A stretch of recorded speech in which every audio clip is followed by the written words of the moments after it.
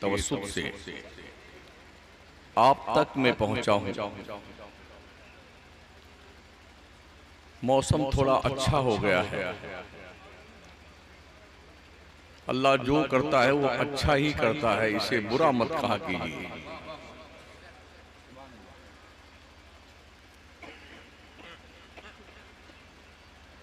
कोशिश करूंगा मैं अपनी मालूमात की रोशनी में कुछ मुफीद और कारामद बातें आपकी खिदमत में नजर करूं। दुरूशी पढ़ लें। अल्लाहुम्मा सल्लि अला सय्यिदिना व मौलाना मुहम्मद व अला आलिहि व सहबिहि व बारिक व सल्लिम सलातन व सलामन अलैका या रसूलल्लाह अलैका सलातु व सलाम। आप सभी हजरात से भी गुजारिश है और नकीबे इजलास से भी कि मेरी तकरीर में नारा मत लगाइए।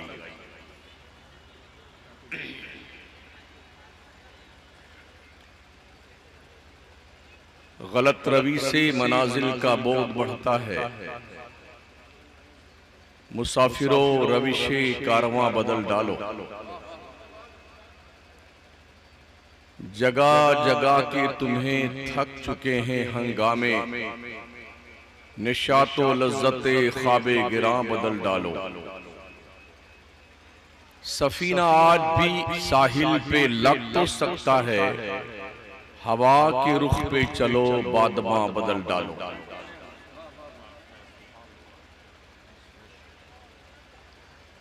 खुतबे मुशर्रफा के बाद कुरान पाक की दो आयतें दो मकामात से मैंने आपके गोश गुजार की हैं।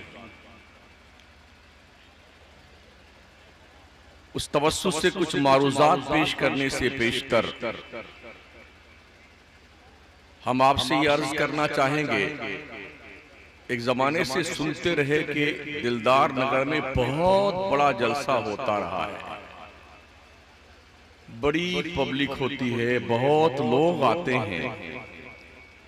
क्या मैं पूछ सकता हूं कि आपने उन जलसों से सीखा क्या है अब तक?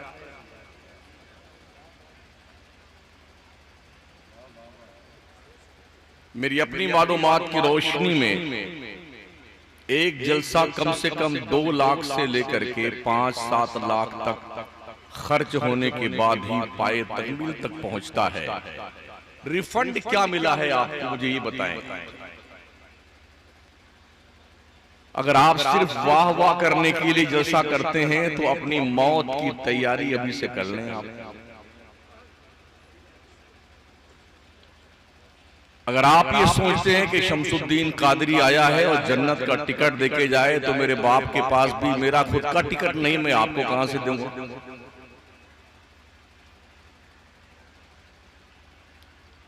शुगर के मरीजों को थम्स अप पिलाना मुझे नहीं आता है। एक डॉक्टर का काम है मर्ज की तशखीस करने के बाद सही ढंग से उसका इलाज करे। अगर डॉक्टर ही मरीज के मर्ज को बढ़ावा देने का काम करने लग जाए तो अस्पताल में सिवाय मैयत के कोई जिंदा नहीं मिलेगा। शायद गुज़िश्ता कई सालों से हमारी ये बिरादरी जो मेंबरे नूर पे जलवा फरमा है, यही काम कर रही है कि मरीजों को मौत का इंजेक्शन दिया जा रहा है। हमने कभी इस बात पर गौर करने की कोशिश नहीं की कि हमें हमारी कौम के हालात जिंदगी के हवाले से कुछ गुजारिशात अर्ज करनी चाहिए। आप भी रात भर जागते रहे और हम भी रात भर जागते रहे। रात आई, बात आई और चली गई। फिर साल भर आप इंतजार करते रहे कि अब फिर जलसा आएगा, फिर मौलाना लोग आएंगे, फिर शोराए किराम आएंगे, फिर महफिल सजेगी और फिर हम जो है जिंदाबाद के नारे लगाएंगे। क्या वाकई में हम और आप जिंदाबाद हैं? जरा अपने गरीबान में झांक कर देखिए, क्या वाकई में आप जिंदाबाद हैं? डॉक्टर इकबाल ने यूं ही नहीं कहा था ये दस्तूरे ज़बाबंदी है कैसा तेरी महफिल में, यहाँ तो बात करने को तरसती है ज़बान मेरी। मुल्क के नक्शे पे 36 घंटे में वो हालात भी इस मुल्क ने देखे हैं कि लबकुशाई की जुर्अत पर जेल की सलाखों के पीछे लोगों को डाल दिया जाता है। और हम हैं कि पिछले 50-60 साल से जन्नत का टिकट बांटते फिर रहे हैं। ऐसा नहीं कि हमारी कौम के पास पैसे नहीं हैं, पैसे बहुत हैं मगर मिसयूज ज्यादा है।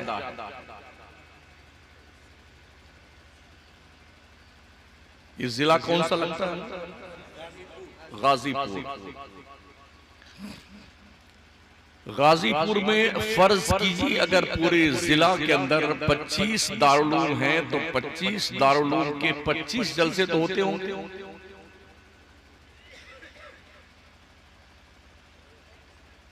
क्या हम इन 25 इदारों के 25 जलसों को एक जलसा की शक्ल में तब्दील नहीं कर सकते हैं? जिले का जो सबसे बड़ा इदारा हो उसके परचम तले सारे मदरसों का एक जलसा हो, और जो हर मदरसे का 2-2, 3-3 लाख पर एयर जलसों पे खर्च होता है, उस 2 लाख रुपए से कम 2 कमरा तो मदरसे का बन जाएगा। हमने मदरसों के भी हालात देखे हैं, कहीं की ईंट कहीं का रोड़ा, भानमती ने कुंबा जोड़ा। दरवाजा लगा है तो खिड़की नहीं है, खिड़की लगी है तो दरवाजा नहीं है, दरवाजे सलामत हैं तो कुंडी नहीं है, बाथरूम चले जाइए तो डर लगा रहता कोई धक्का मार के खोल ना दे।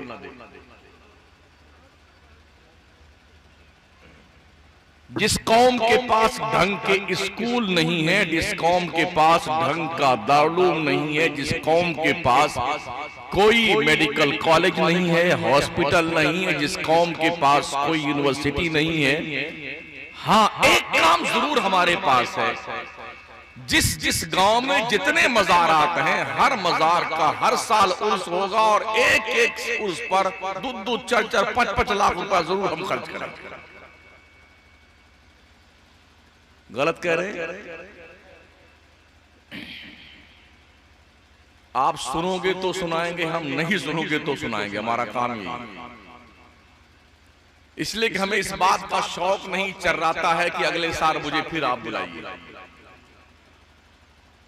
मैं आया हूं, मैं दिखाऊंगा दाग चेहरे का, मैं आईना हूं, दिखाऊंगा दाग चेहरे के, जिसे बुरा लगे वो सामने से हट जाए।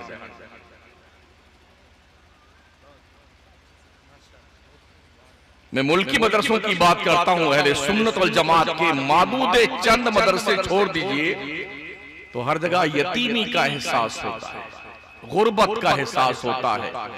बड़ी कसम पुरसी के आलम में एक मदरसा चलता है, और जो मदरसे एडेड हैं उनकी कंडीशन ये है, वो लातम जूतम पैजार, वो पैसा लूट खसोट, इतने लाख हम लेंगे, वो लेंगे, इस काम में सारा काम चल रहा है। पढ़ाई के नाम नीलबटा सन्नाटा। 2-2 कमेटियां बनी हुई, 3-3 कमेटियां बनी हुई, और सारे पैसे मुकदमात पे हमारे खर्च हो रहे। है कोई समझाने वाला इस कौम को?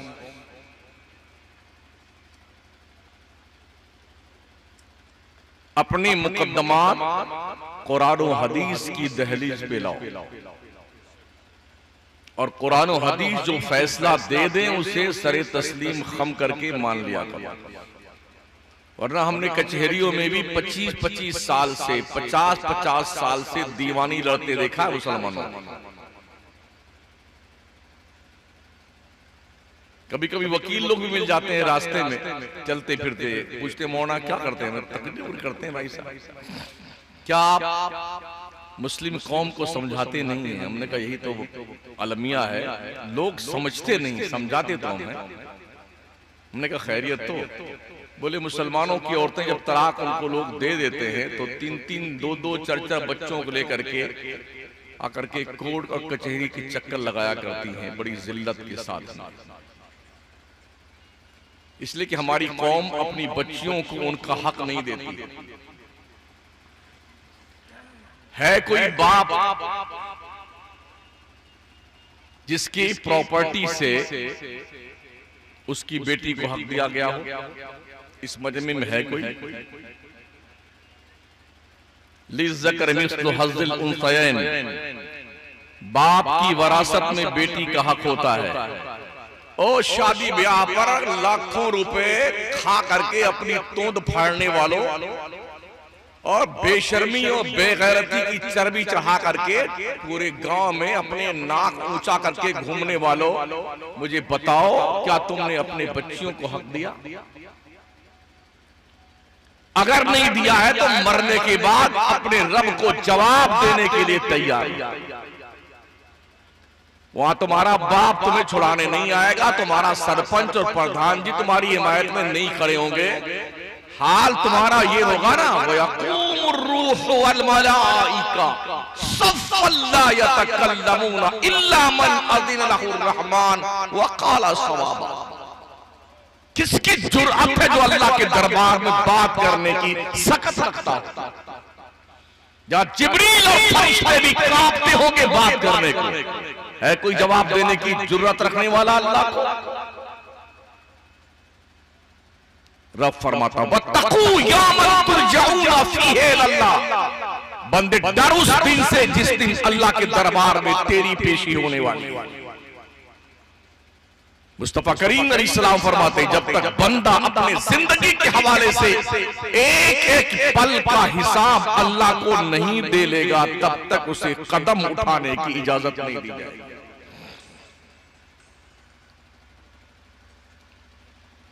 लोग अरे मौलाना क्या बात करते हैं, जो होगा देख लेंगे। वहां पर गांव की पंचायत लगी है, देख लोगे। हश्र के मैदान में जब अल्लाह कुर्सी अदालत पर इस्तवा फरमाएगा ना, रहमान अल अर्श इस्तवा, जैसा कि उसकी शान के लायक है, तो अल्लाह फरमाएगा ओ दुनिया के तुर्रम खान और पठान साहब, खान साहब, सरपंच साहब, अल्लामा साहब, फहामा साहब, पीर पगड़ी उछालने वालों, लेमनिल मुल्कुल यौम, बहुत टर्राते फिरते थे ना कि मेरी बिल्डिंग, मेरा बंगला, मेरी गाड़ी, मेरी जायदाद। ओ पगले बोल, आज किसकी बादशाहत? लेमनिल मुल्कुल यौम। पूरे हश्र के मैदान में सन्नाटा तारी होगा, कोई बोलने की हिम्मत नहीं जुटा पाएगा। फिर अल्लाह फरमाएगा लिल्लाहिल वाहिदिल क़हार, आज कहर फरमाने वाले अल्लाह वहदहू ला शरीक की बादशाहत है। चार पैसे क्या मिल गए बेटा? यूं चलता है जैसे भैंस नहीं चलती, यूं सीना तान कर यूं चलता। पैसा मिलने के बाद औकात भूल गए। अल्लाह ने तुम्हें कतरे नापाक से पैदा किया है। हल अता अलल इंसानी हीनुम मिनद-दहर लम यकुन शैअन मज़कूरा।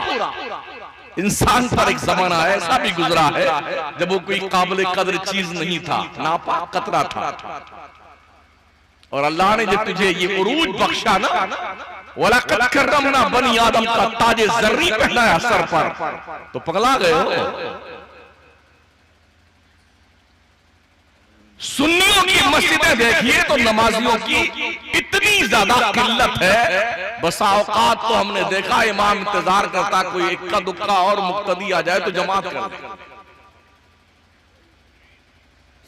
अभी हम इसी में बहस कर रहे हैं कि कूड़ा की नियाज होनी चाहिए कि नहीं होनी चाहिए। महोदय जी, दुनिया चांद पर पहुंच चुकी है, तो कूड़े की फातिहा पे लगे हुए हो। जो कौम अभी मैक पर नमाज पढ़ने पे बहसो मबासा करती हो, उसे क्या शऊर कि दुनिया चांद पे कमंडे डाले। अगर आप ये समझते हैं कि आप जहालत आपका इलाज है तो भूल जाइए, जहालत किसी कौम के भविष्य के रोशन होने का इलाज नहीं है। किसी भी कौम के रोशन मुस्तकबिल का इलाज ओनली क्वालिफिकेशन है तालीम, सिर्फ तालीम और सिर्फ तालीम। अगर आप पढ़े नहीं ना तो दुनिया आपको जूता बना के पहन के गुजर जाएगी। जो कुछ हो रहा है नक्शे पे दुनिया के, वो आपसे भी पोशीदा नहीं।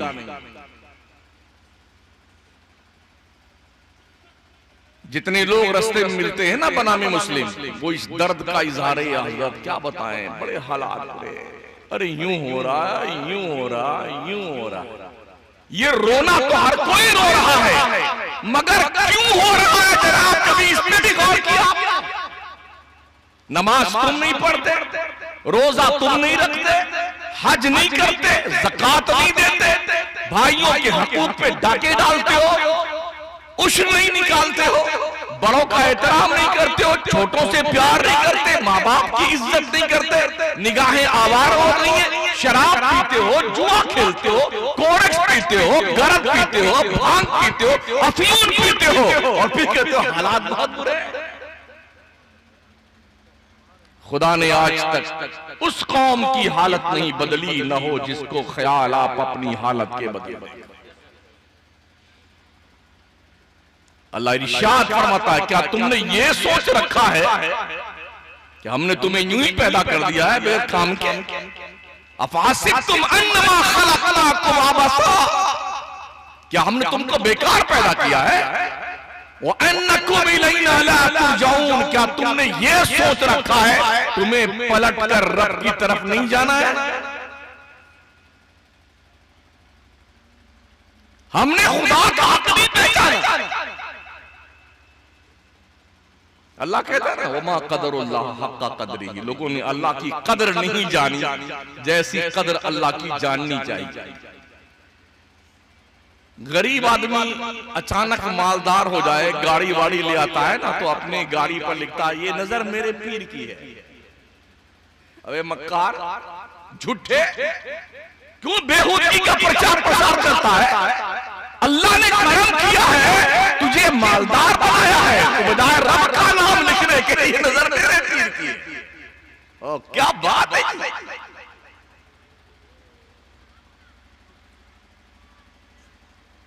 हमने खुदा का मकाम नहीं पहचाना, जाने किस किस को पुकारेंगे, पुकारो ठीक है, लेकिन अल्लाह ने फरमाया वलिल्लाहिल अस्माउल हुस्ना फदऊहु बिहा। ओ बंदो, तेरे रब के बड़े अच्छे अच्छे नाम है, अपने रब को उन अच्छे नामों से पुकारा कर। क्यों नहीं पुकारते? जब कभी इन अनामीन पर गुफ्तगू पहली बात तो हमारे यहां होती नहीं, इसलिए कि इमाम के लिए भी फिक्स है, हर महीने में 4 बुजुर्ग का उर्स आ गया तो 4 जुम्मा 4 बुजुर्ग के नजर हो गए। एक जुम्मा में इसकी करामत, दूसरे उसमें करामत, तीसरे में उसकी करामत, चौथे में उसकी करामत। ये चलो 20-15 मिनट का टाइम जो कौम को कुछ सिखाने का होना चाहिए ना, वो बुजुर्गों के करामत बयान करने पे इन्ना लिल्लाहि व इन्ना इलैहि राजिऊन सब खत्म। कौन सिखाएगा इनको जो हफ्ते में एक दिन जलवा फरमा होते हैं मस्जिद में? हमारा सुन्नी एक दिन नमाज पढ़ने आता है इल्ला माशाअल्लाह, जुम्मा के दिन। वो भी कब आएगा जानते हैं? जब अज़ान खुतबा शुरू होने का वक्त होता है, तब चलता है चर्राता हुआ अपने घर से। अब बेटा आएगा ना तो कोशिश ये होगी चीरता फाड़ता हुआ इमाम के बिल्कुल पीछे जाके खड़ा हो, और ये लौ लगा के रखता, अगर इमाम साहब ही सरक जाए तो मुसल्ले जाके बैठे। जिस कौम को खुदा के घर में आने के आदाब ना मालूम हो, वो कौम तरक्की कर सकती है?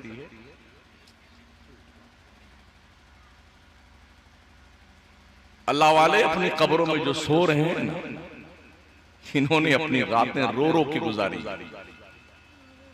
और हमारी कौम का हाल क्या है? पूरी रात मोबाइल की दादी अम्मा लेकर के बैठा हुआ नौजवान। जागता जागता जागता जागता जागता जागता। ट्रेन में कभी चलने का इत्तेफाक होता है तो जब भी आंख खुलती है जिस तरफ देखिए तो मोबाइल चालू ही रहता है, चाहे 3 बजे हो चाहे 4 बजे हो। इस तरह दुनिया पगला गई है। लेकिन हमें दुनिया से क्या मतलब है? हमको तो मुसलमानों से मतलब है कि मुसलमान इतना क्यों पगला गया है। जिस कौम को अल्लाह का खौफ रखना चाहिए वो कौम क्यों खुदा से बिल्कुल बेखौफ हो चुकी है। अल्लाह इरशाद फरमाता है, या अय्युहल्लज़ीना आमनू तक़ुल्लाह हक़्क़ तुक़ातिही वला तमूतुन्ना इल्ला व अंतुम मुस्लिमून। ओ ईमान वालो, अल्लाह से ऐसे डरो जैसा कि उससे डरने का हक है, और मरो तो मुसलमान बन के मरो।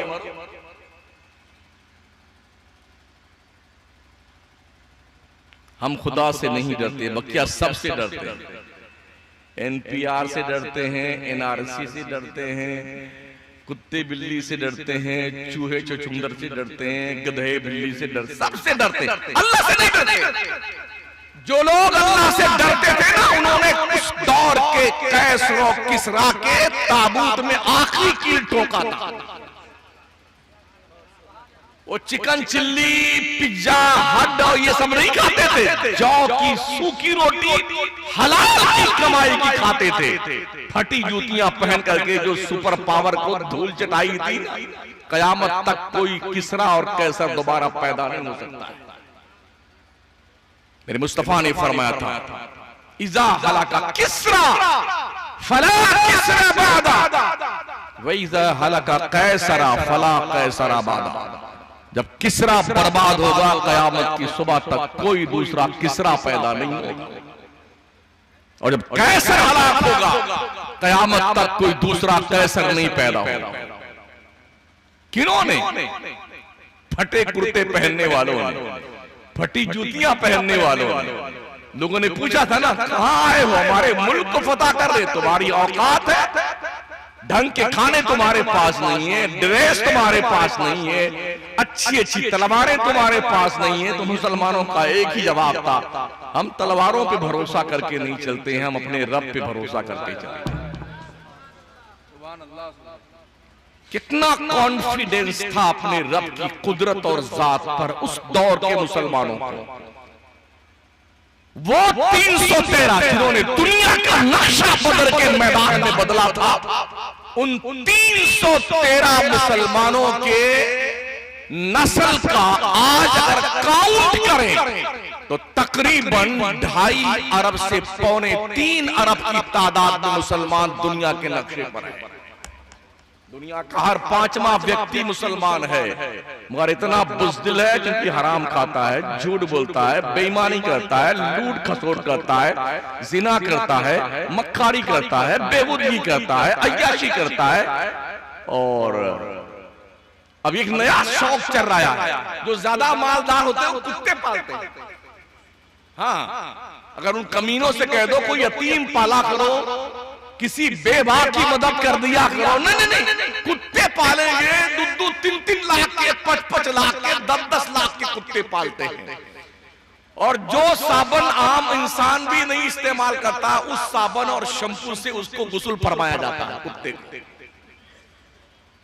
बेड में कुत्ता सोता है, मर्सिडीज कार में कुत्ता घूमता है, और हमने कुत्तों को पालने वाले कुत्तों को देखा है, उसको बोसा लेते, चुम्मा लेते कुत्ते को। दिल के फफूले जल उठे सीने के दाग से, इस घर को आग लग गई घर के चिराग से। बेहयाई का प्रचार प्रसार हमारे देश में भी पाकिस्तान को देख करके होने लगा है। पाकिस्तान की भी औरतें सज धज करके लाली वाली सब लगाओ लोगों करके हैं, उस पे वो यूट्यूब पर देखिए क्या नाते पढ़ने झूम झाम करके। तो हमारे मुल्क में भी ये बिदअते सैया रिवाज पजीर हो गई है। हमारी औरतों की भी मिलाद अब ऐसी होने लग गई है। औरतों की आवाज भी औरत है ना, पूछिए उलमा इकराम बैठे हैं, मैक लगा करके पूरे महल्ले में, पूरे गांव में, पूरे इलाके में औरतें खिताब फरमा रही और सब सुन रहे हैं। अल्लाह तुम्हारे कानों में जहन्नम का पिघलाया हुआ शीशा और कांसा डालेगा। वो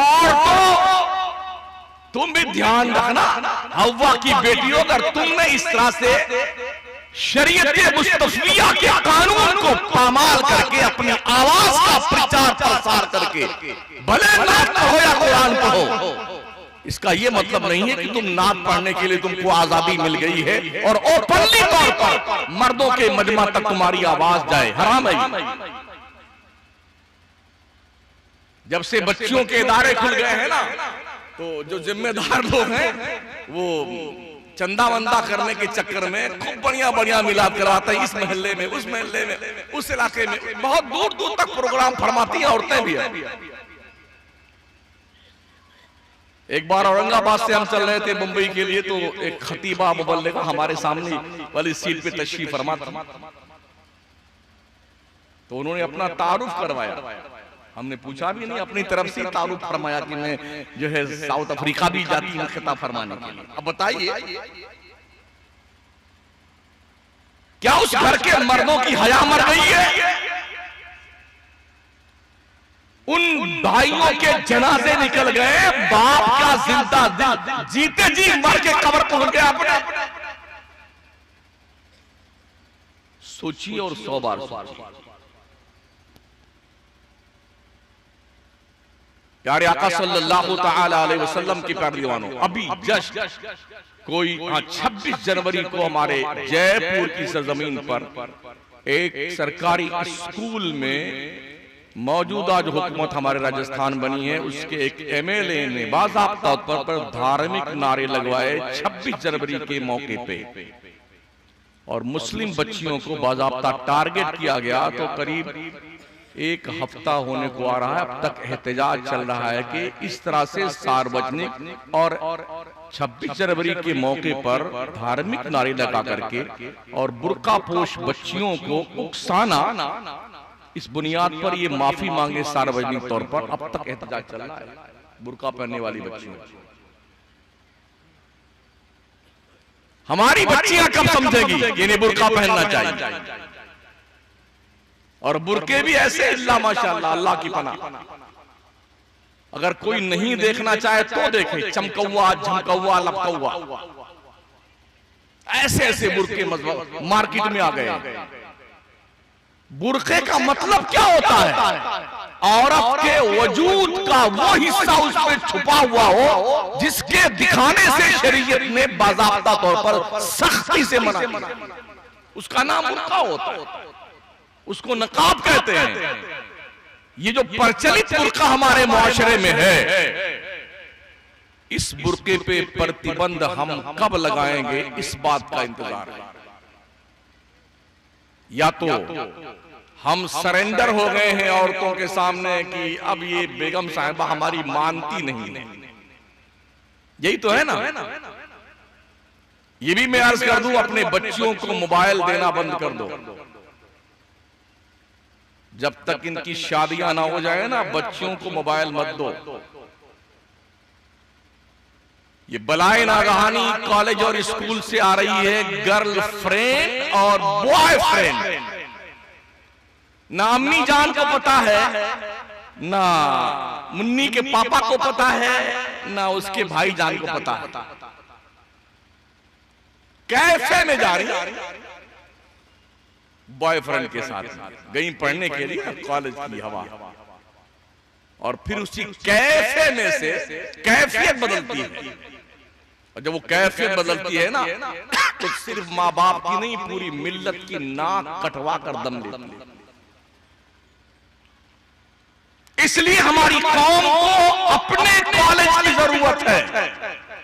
शादी ब्याह में करोड़ों रुपया लुटाने वाले पगलों, ये पैसे इकट्ठा करके अपनी कौम के लिए कॉलेज बनाओ।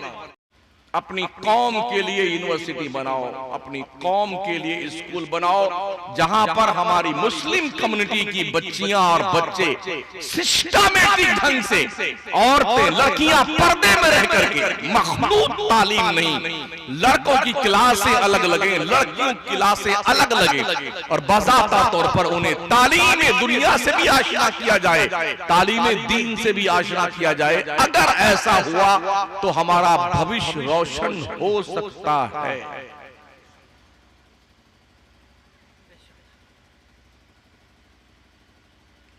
रसूल रहमत सल्लल्लाहु तआला अलैहि वसल्लम के प्यारे दीवानों,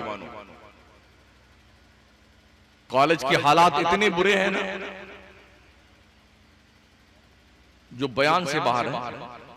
आप तो बड़े खुश होते हैं, अरे हमारी बेटी जो है वो दिल्ली में पढ़ती है, अकेले दिल्ली में पढ़ती है।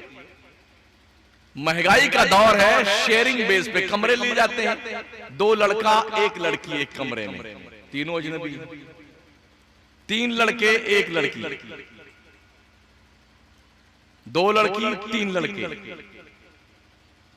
हालात का जायजा लें और एक फिंगरप्रिंट के नीचे मोबाइल की स्क्रीन पर जहन्नम के दहकते हुए बेहयाई, बेशर्मी, उरियानियत के शोले जो पूरी आबादी को भस्म करने की तैयारी में, उसको देखिए। क्या ये तस्वुर कर सकते हैं कि आपकी आबरू बची रहेगी?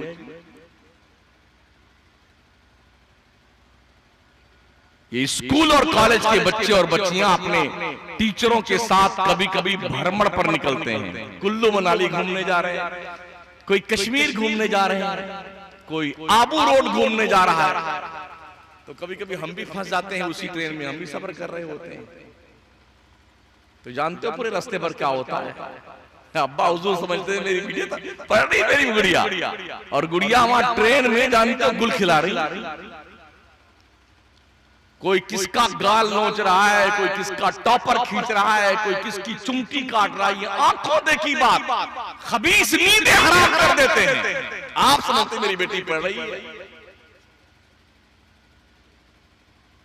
अगर आंख नहीं खुलती है महोदय जी, तो कोई ढंग का सुरमा लगा लीजिए ताकि आंखों में रोशनी आ जाए। ये वो जख्म है जो मैंने अपने अल्फाज में आपके दहलीज़े समात तक पहुंचाने की जुर्अत की है। संभालो अपने बच्चों को और संभालो अपनी बच्चियों को, इन्हें पढ़ाओ, तालीम दो इन्हें।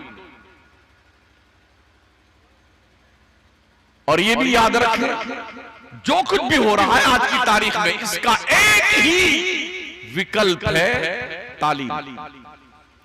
20-25 साल के लिए भूल जाओ क्या हो रहा है दुनिया में, और सिर्फ पढ़ो मुसलमानों, सिर्फ पढ़ो। पढ़ लिख करके इस देश की जरूरत बन जाओ। तुम्हें कोई नेगलेक्ट नहीं कर सकता है।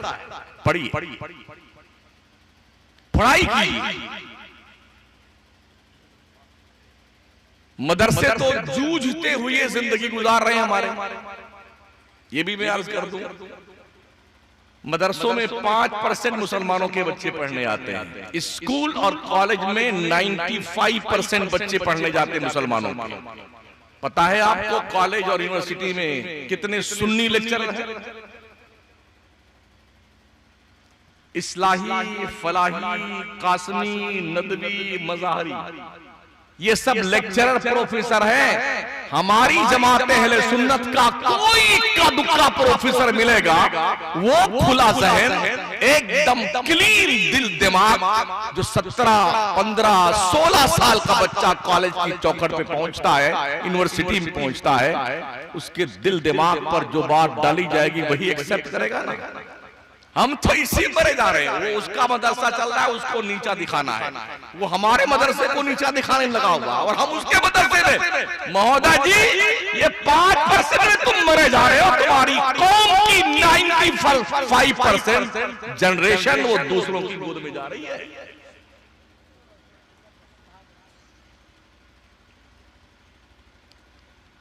मेरे शहर का एक बच्चा जो बहुत काबिल, माशाल्लाह, अच्छी अरबी, हर फन का अच्छा जानकार, जब वो दिल्ली में जामिया मिल्लिया पढ़ने गया तो दीनियात का सब्जेक्ट पढ़ाने के लिए एक नॉन मुस्लिम कम्युनिटी की एक लेडी आई। दीनियात मजहब पढ़ाने के लिए गैर मुस्लिम हमें पढ़ाने आया। उसने 35 मिनट की पूरी घंटी अरबी में उसने स्पीच दिया, गैर मुस्लिम ने, लेडी ने, प्रोफेसर ने। उसने कहा हज़रत मैं अरबी का छात्र था, इसके बावजूद भी बहुत सारी बातें बाउंसर जा रही थी। गैर लोग आपकी तालीम पर इतना फोकस डाल करके मेहनत कर रहे हैं और जिस कौम के पास ये खजाना मौजूद है ये ढोल बजाने में लगी, ढोल बजाने में, उर्स करने में, बाबा का हुलूस करने में लगी, चादर चढ़ाने में, गागल चढ़ाने में। अभी YouTube का जमाना है ना, ये सब बैठे हैं माशाल्लाह, बहुत लंबे लंबे चौड़े चौड़े लेकर के बैठे हुए। ये भी ऐसा ऐसा हेडिंग लगाते हैं, ओ जहर उगलता हुआ बयान, अंगारे फेंकता हुआ बयान। भाई साहब कुछ रहम कर दिया करो आप लोग। हाँ, उसने उसकी वाट लगा दी, उसने उसकी वाट लगा दी, वो उसके रडार पे आ गए। हम आपके रडार पे नहीं है, इस वक्त आप हमारे रडार पे हैं।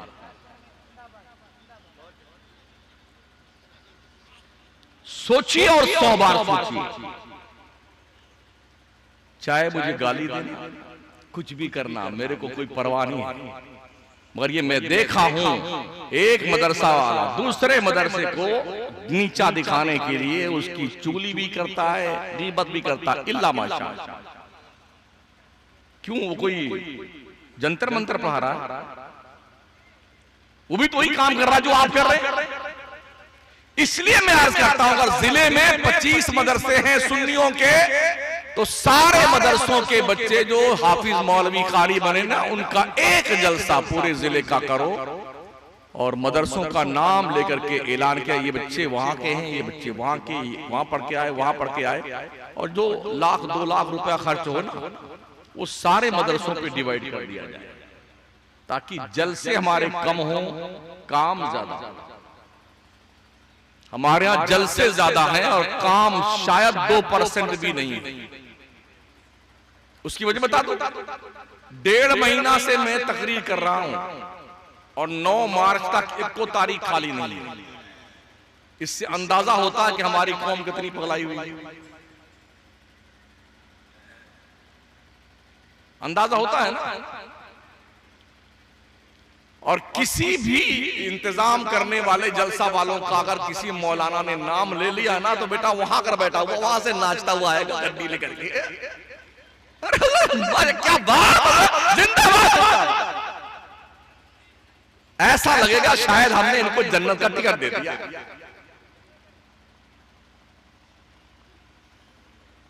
तो मैं अर्ज कर रहा था, कैफे में, होटलों में, पार्कों में बच्चियां घूम रही होती और हम समझते हैं कि पढ़ने गई।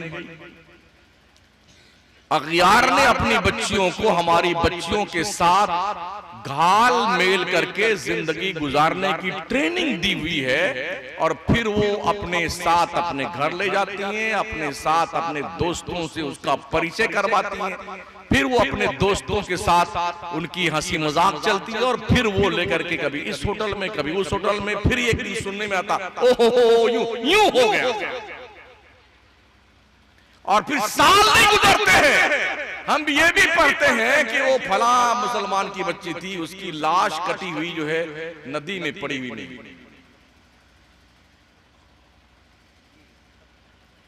इन बच्चों और बच्चियों को कौन समझाएगा दीन?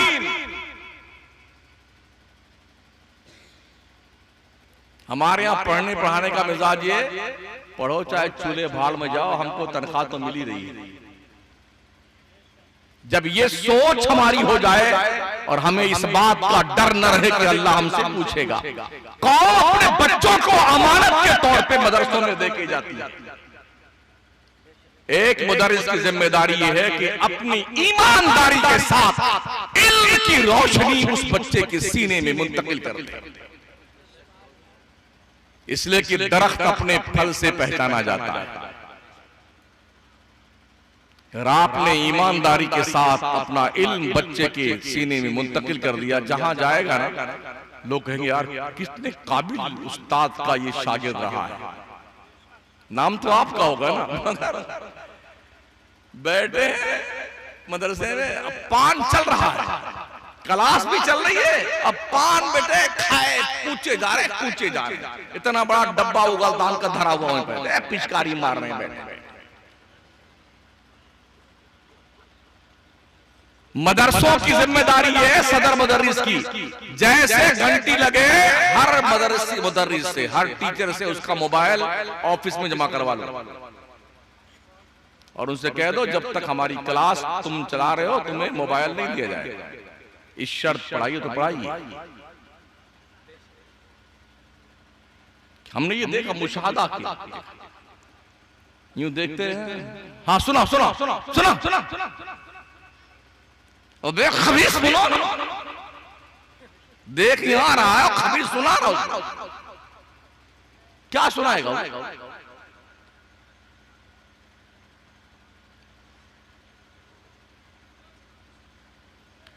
दूसरी बात ये भी सुन ले मुदर्रिसीन, बच्चों को मारना बंद कर दो।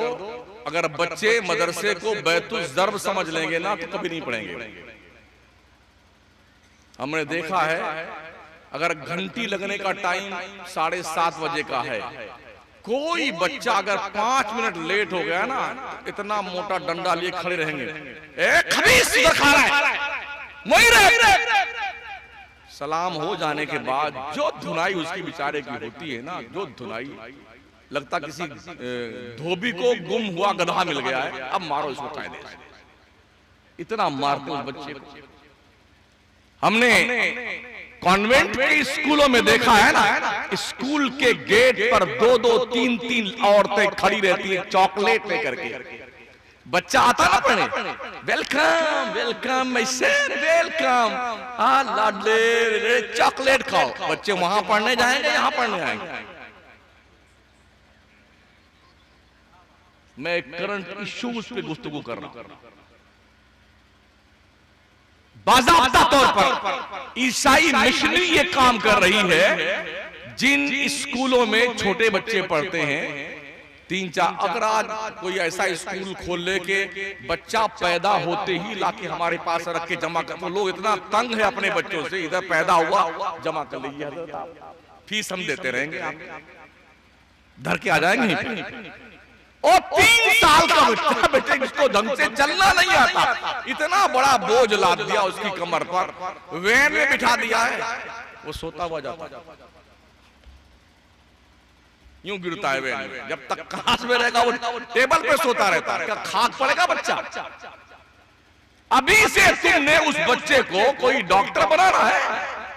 ओ माँ और बापो, अपने बच्चों को 5 साल की उम्र तक घर में ही तालीम दो, ढंग से कलम पकड़ना सिखाओ।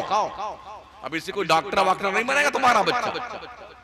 जिस वक्त बच्चों को माँ का प्यार चाहिए होता है, उल्फत चाहिए होती, जिस वक्त माँ के आंचल में बच्चों को ममता की खुशबू महसूस की जानी चाहिए, उस वक्त को तुमने बर्बाद करके वैन के हवाले कर दिया।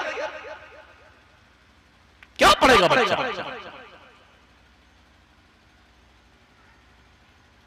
तो करते क्या है मिशनरी वाले, छत के ऊपर उन्होंने अपने बंदे सेट कर रखे हैं, सारे छोटे छोटे भरे बच्चे बैठे हुए हैं। बच्चों आंखें बंद करो, सब बच्चे बंद कर लेते हैं। तुम्हारी क्या चॉइस है, तुम कौन सी चॉकलेट खाना चाहते हो? तो बच्चे अपने मनपसंद की चॉकलेट बताते हैं।